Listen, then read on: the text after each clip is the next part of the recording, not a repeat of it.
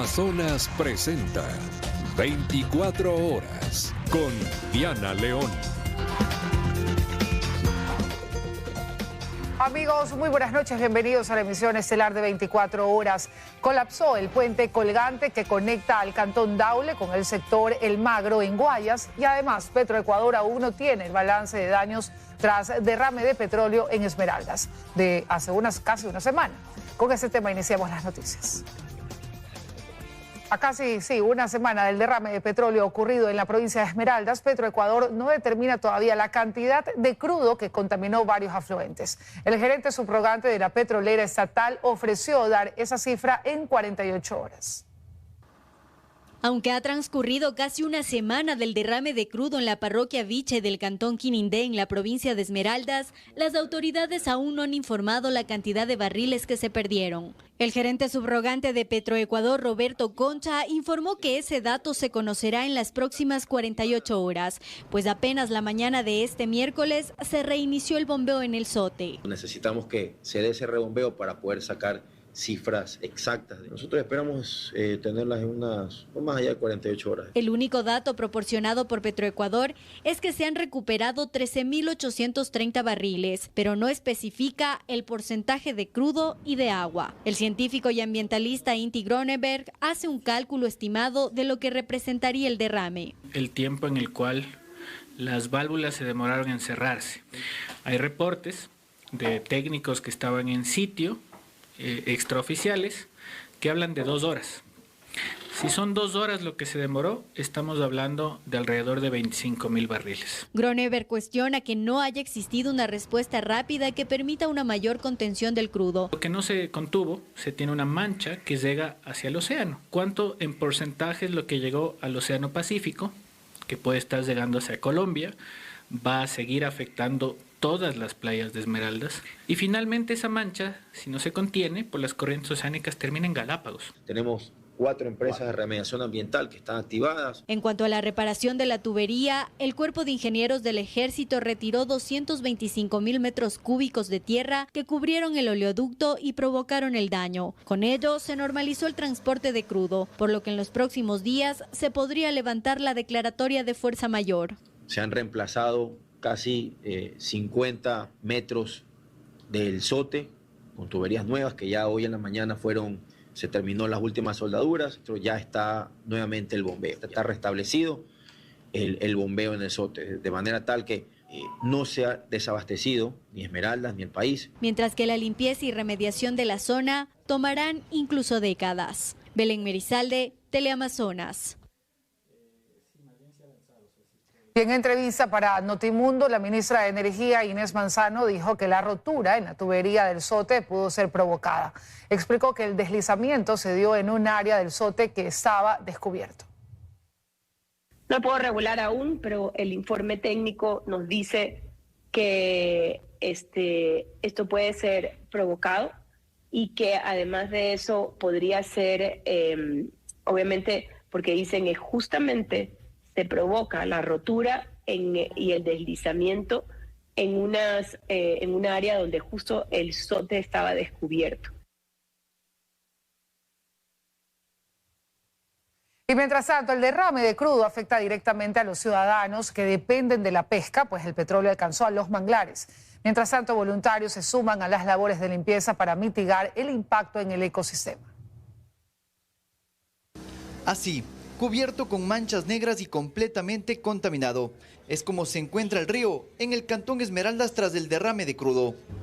El petróleo que anda por ahí también y no se puede, por el momento no se puede pescar, no se puede trabajar.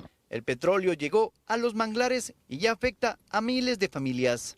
De verdad que no nos han ido a ver qué pasa, el olor no se aguanta. El fuerte olor impregna en esta zona de Esmeraldas tras el derrame de crudo en el cantón Quinindé. Tras esto también los labores de limpieza se intensifican, incluso por parte de los pescadores artesanales, quienes mencionan de que se están sumando debido a que quieren recuperar el ecosistema marino. Está aquí siquiera para 2 o 3 meses. Lo que tengo conocimiento es que de 24 horas están trabajando, 30, 40 lanchas. Freddy Ávila, pescador de la zona, se encontraba en alta mar cuando recibió la alerta del derrame. Recuerda que aquel día fue una pérdida total. Sus redes quedaron impregnadas de crudo y su producto ya no era apto para el consumo. De nuestra familia. Esas redes ya no sirven. En sí ya no sirve porque es una red de amaya donde el pescado llega, busca y se amaya. Tocaría que las autoridades nos den un producto o algo para que podamos limpiar pues las embarcaciones.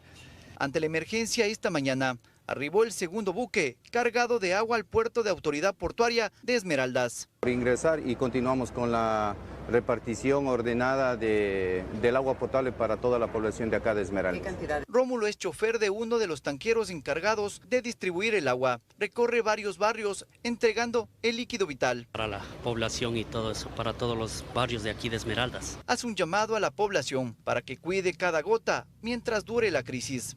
Está bien difícil, no se alcanza y todo eso, y que traten de controlar el abastecimiento de agua que no consuman. La situación es desesperante y la incertidumbre crece con el pasar de los días. El buque también puede abastecer, entonces hemos tratado de agilitar la maniobra para que más tanqueros puedan llegar a diferentes puntos de acá en la provincia. ¿De dónde viene? A pesar de los esfuerzos de las autoridades, la contaminación y la escasez de agua continúan afectando a la población de manera alarmante. Gustavo Jaramillo, Teleamazonas.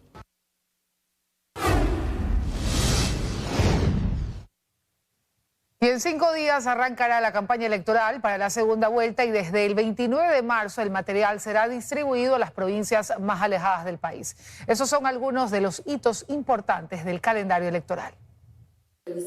Un día después del debate presidencial, es decir, el lunes 24 de marzo, los 2 candidatos que aspiran llegar a Carondelet estarán habilitados para hacer campaña electoral. Según el calendario del CNE, en la segunda vuelta, este periodo durará apenas 18 días. Que iría del 24 de marzo al 10 de abril. Los controles por campaña anticipada vienen realizando en las 24 delegaciones provinciales del área de fiscalización para imputar al gasto electoral. Mientras tanto, la impresión de papeletas en el Instituto Geográfico Militar avanza a paso acelerado, con 5.199.000 que están listas de 13,7 millones, lo que significa un 37,84%. La distribución de material electoral a las juntas del exterior ya arrancó con la entrega de 2 paquetes a Moscú y Bielorrusia, y desde el sábado 29 lo recibirán las provincias más alejadas del país. Lo haremos a las provincias de la Amazonía y Galápagos, en consideración que tienen algunas zonas de difícil acceso, y paulatinamente iremos ya replegando el resto de provincias hasta finalizar con la provincia de Pichincha, que es la última. El 19 de marzo estaremos replegando todo el material de los consulados al exterior.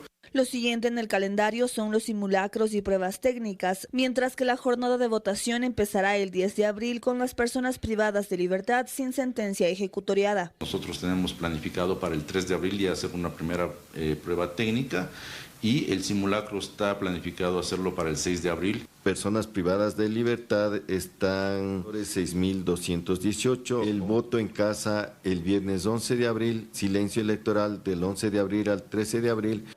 Para los miembros de las juntas receptoras del voto se harán refuerzos de los conocimientos en línea y desde la próxima semana se habilitarán también las delegaciones provinciales electorales. En total habrán 41.483 juntas a escala nacional y en el exterior. Lucía Clavijo, Teleamazonas. Y priorizar la atención primaria, así como visibilizar y establecer un plan para erradicar la corrupción en el sistema de salud. Son temas que los académicos ponen sobre la mesa para que los candidatos presidenciales debatan este 23 de marzo. En terapia intensiva, así se encuentra actualmente el sistema de salud pública del país. El decano de la Facultad de Ciencias Médicas de la Universidad Católica de Santiago de Guayaquil, José Joubin, señala que como parte del debate en materia de salud, los presidenciables tendrían que iniciar hablando desde lo más básico, el mejorar la atención primaria, para no solo no saturar el sistema sanitario. El 80% de los problemas de la salud se pueden resolver a nivel de este sitio de atención, de la atención primaria, lo cual permite que los hospitales no se sobresaturen. De igual manera, Galeno apunta hacia tener un mayor control sobre las enfermedades no infecciosas, que actualmente se posicionan entre las primeras causas de muerte en el país. ¿Cómo vemos que los pacientes hipertensos o diabéticos termina con las complicaciones a largo plazo. Son pacientes que se diagnosticaron oportunamente, pero no lograron seguir el tratamiento. Y con ello, además de la prevención, la decana de Ciencias Médicas de la Universidad de Guayaquil, la doctora María Antonieta Tauriz, pone sobre la mesa la priorización de la innovación tecnológica, donde se comienza a escuchar con mayor frecuencia la telemedicina. Incluso en la parte preventiva, la educación, en este caso médica, a las comunidades, obviamente va a intervenir en disminuir, en este caso, las patologías. A su vez, ambos catedráticos también concordaron en un tema, en el abastecimiento de medicinas en los hospitales, hoy tema relacionado con grupos que han monopolizado el sistema de contratación pública para ser los únicos beneficiados a costa de todo. Importante que la Contraloría intervenga, pero no solamente en la sanción, sino también en el proceso. Algo está pasando en el proceso que se hace tan permeable para que la corrupción exista. Astrix Ingrid, Amazonas. Es solo uno de los 16 binomios que participaron en los comicios del 9 de febrero presentaron de forma completa sus informes de ingresos y gastos y ninguno reportó gastos en redes sociales. Un informe preliminar de la Fundación Ciudadanía y Desarrollo muestra que las organizaciones políticas no contribuyen con la transparencia en el gasto electoral.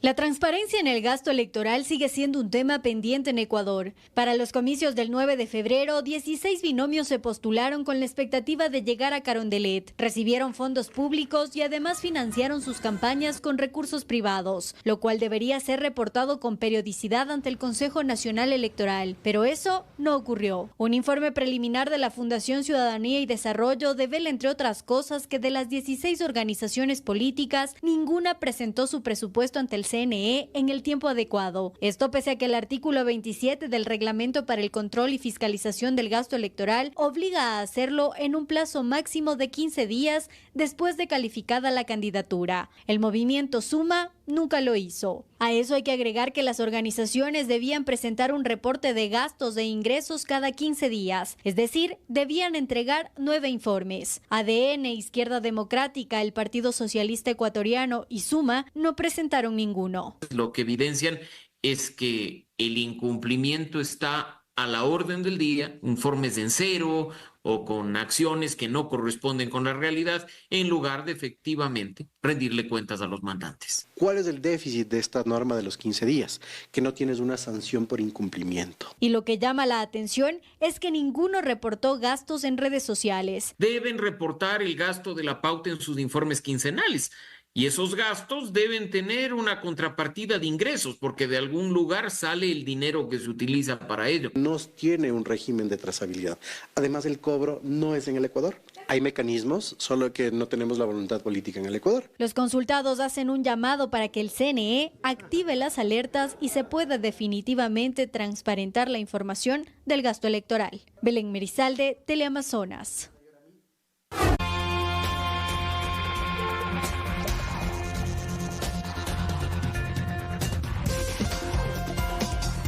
En menos de 24 horas, Manta registra 4 hechos violentos que hasta el momento dejan 10 heridos y 2 muertos. Alias Toñito, sobrino de alias Fito, consta entre las víctimas. Este es el momento exacto de la persecución policial, registrada en plena avenida Malecón en Manta, provincia de Manabí.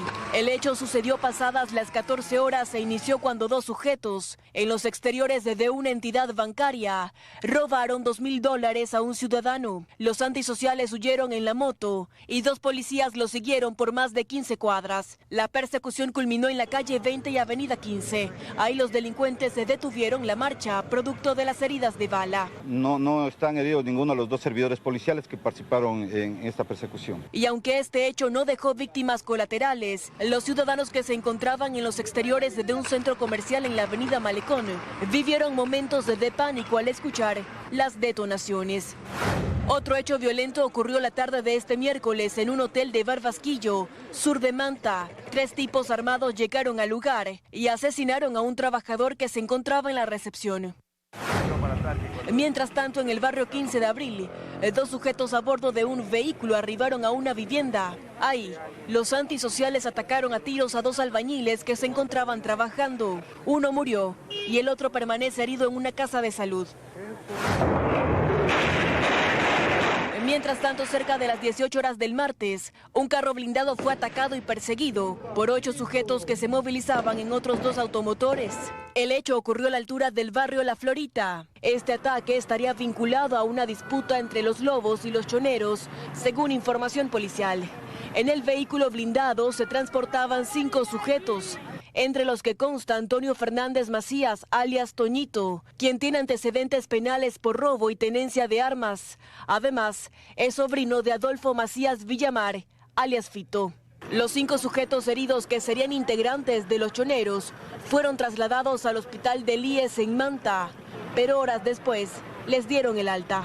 Con fusiles, sí, fueron atacados con fusiles. Esta persecución dejó víctimas colaterales. 2 ciudadanos que se encontraban por la zona resultaron heridos. Hasta el momento, no hay detenidos. Bernarda Ceballos, Teleamazonas. Y la policía confirma que ahora grupos delictivos se hacen pasar como prensa para participar en falsos operativos con fines delictivos y criminales. Así quedó demostrado en la intervención Apolo 11, donde se encontraron distintivos de medios de comunicación. Ya no solo se visten como policías y militares, ahora los integrantes de grupos criminales también se hacen pasar como miembros de la prensa durante falsos operativos policiales. Esta afirmación se sustenta en el hallazgo de cubos con los logos de canales de televisión, incluido el de este noticiero, evidencias que se obtuvieron durante el operativo Apolo 11, ejecutado en los distritos Nueva Prosperina y el Cantón Durán. Y lo que nos llamó la atención el día de hoy es que en uno de los allanamientos encontramos estos cubos, sobre todo porque la delincuencia también se va dando cuenta de que ustedes, los medios de comunicación, nos acompañan a evidenciar el trabajo profesional que realiza Policía Nacional. El hallazgo coincide con los recientes casos ocurridos en San Borondón y Durán, donde criminales ingresaron a 2 urbanizaciones privadas, vestidos con uniformes similares a los de la fuerza pública. Entonces es importante ver de que los delincuentes también están utilizando todos los recursos también para que simule un operativo y la ciudadanía crea que es un operativo real. Durante el operativo Apolo 11 también fueron aprehendidos 22 sujetos catalogados como integrantes de organizaciones delictivas que operan en Nueva Prosperina y Durán. Tenemos 5 menores de edad, 17 de los cuales ya han sido puestos a órdenes de la autoridad competente para la calificación de flagrancia. Otras evidencias presentadas fueron más de 1000 municiones de diferentes calibres y uniformes similares a los de las Fuerzas Armadas. Todas estas evidencias serán presentadas ante las autoridades para la judicialización de los aprehendidos. Eder Cheme, Teleamazonas.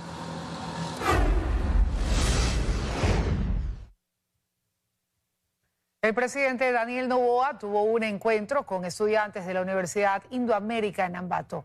Allí destacó la necesidad de ampliar los campos de innovación y tecnología. El diálogo concluyó en varias propuestas para que el resto de universidades en el país se modernicen con áreas de alta tecnología.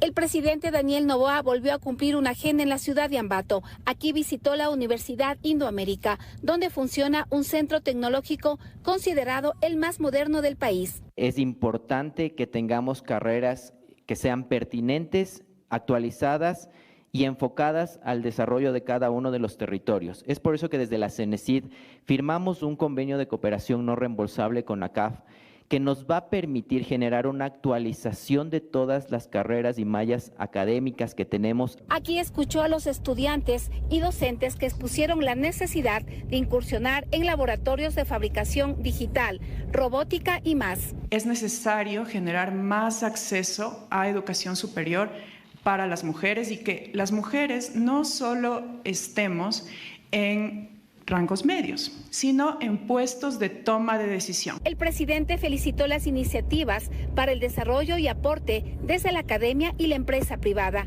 y habló de proyectos similares para apoyar en otras universidades del país. Al dar esas becas a 4.000 madres solteras, arreglas a largo plazo un problema serio, pero solucionas en lo inmediato 2 vidas. La vida de la madre, que quedará agradecida por siempre, y la vida de ese niño. Como digo, el manejo adecuado de la economía en el 2024 es lo que nos va a poder sostener en el 2025-26 en estos programas sociales. Es lo que nos va a poder ayudar también a incentivar la generación de empleo. Con esta visita y luego de saludar con algunos emprendedores en otros puntos de la ciudad, Noboa se despidió de Ambato. Edith Jacome, Teleamazonas.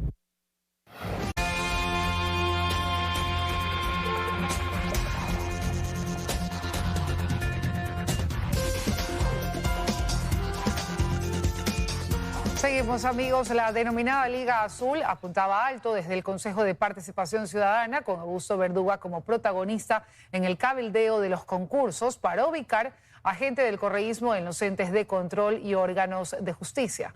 La Contraloría también estuvo en los planes. Si nos remontamos a septiembre del 2023, en pleno concurso para designar a la máxima autoridad de la Contraloría General del Estado, la denominada Liga Azul operaba de lleno desde el Consejo de Participación Ciudadana y Control Social. La figura de un hombre cercano al correísmo como Juan Falconi Puig se consolidaba como el mejor puntuado en méritos. No obstante, ya se hablaba de un posible boicot al concurso. Exactamente. Ahora ya vemos que algunos candidatos a Contralor no vinieron a concursar, vinieron a figuretear. En las filas de la Liga Azul había preocupación por la suerte de Falconi Puig en esta carrera. Quien se supone es Andrés Arauz le pregunta a Augusto Verduga, el del alias Mónica Ert. Hola, bro. Por favor, llámame apenas puedas. Es sobre Falconi Puig. Te estoy llamando. En este transcurso se habría producido una conversación en la que se reclama por la falta de control del concurso. Se había revelado las intenciones de la Liga Azul por ubicar a Falconi Puig en la Contraloría. No obstante, el día de la prueba escrita, todo salió de control.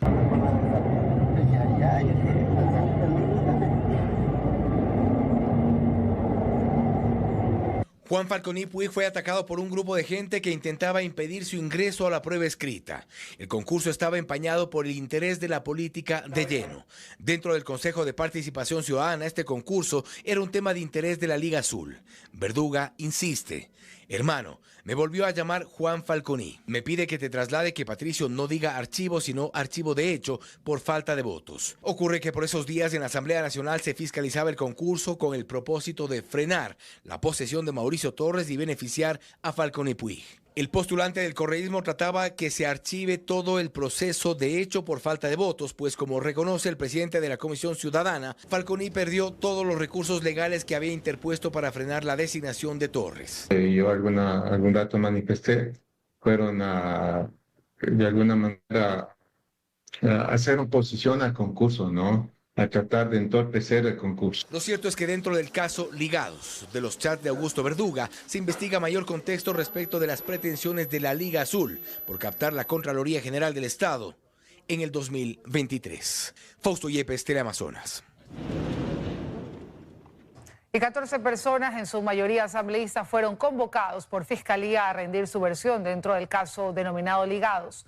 Al interior del Legislativo también se analiza el tema. La Comisión de Seguridad convocó a comparecer a varias autoridades, entre ellos al superintendente de bancos.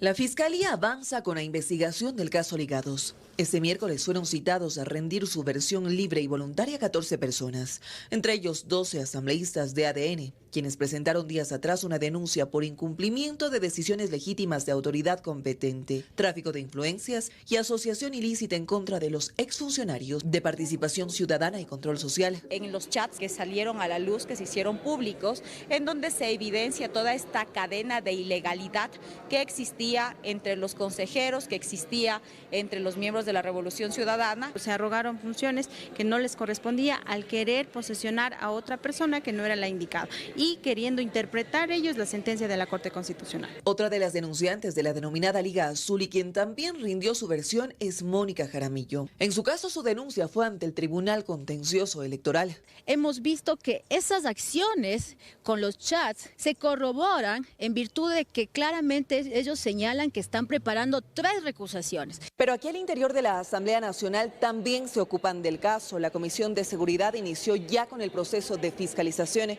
Para este miércoles, por ejemplo, fueron convocadas a comparecer 4 autoridades, pero solamente llegaron 2, entre ellos el superintendente de bancos, que es la razón de la disputa del caso Ligados. Se trata de Roberto Romero. En su intervención, ratificó que fue designado 2 veces a este cargo y que la demora que hubo para que se posesione habría estado dentro del mismo legislativo. Tengo entendido que una vez que el Consejo de Participación Ciudadana instruye a la Asamblea Nacional para llevar a cabo la posesión, la Asamblea Nacional no debe cuestionar, debe posesionar.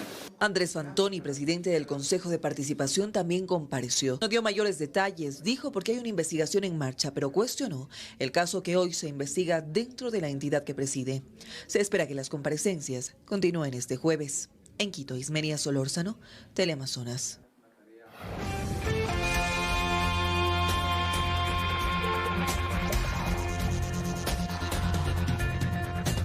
Y un puente colgante que conecta al cantón Daule con el sector del Magro colapsó tras el paso de 3 vehículos. Organismos de respuesta trabajan en el sitio para atender esta emergencia que dejó ya varios heridos. Nuestro compañero Alex Vargas se trasladó hasta ese punto y nos tienes más detalles, Alex. Buenas noches.